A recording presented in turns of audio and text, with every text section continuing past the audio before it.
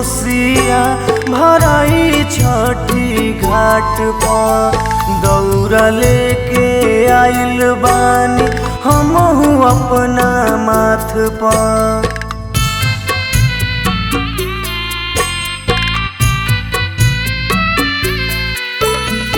जोड़े जोड़े कोसिया भराई छठी घाट पर दौरा लेके आइल बानी हमहू अपना माथ पर।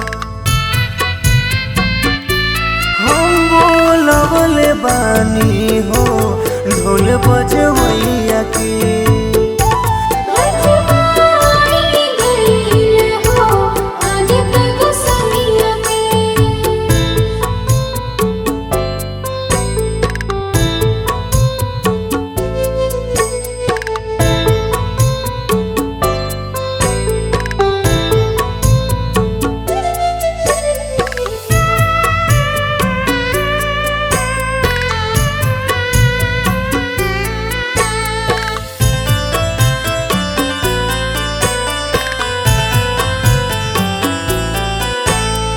जननी तनाइल दियावा शोभे चारों ओर हो साथी जितेंद्र विवेक आइल कर जोर हो।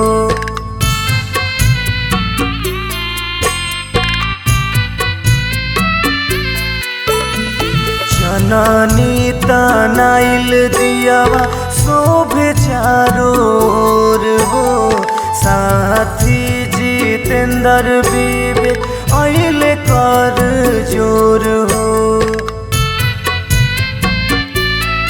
वही कतारी हो पानी के पतैया के।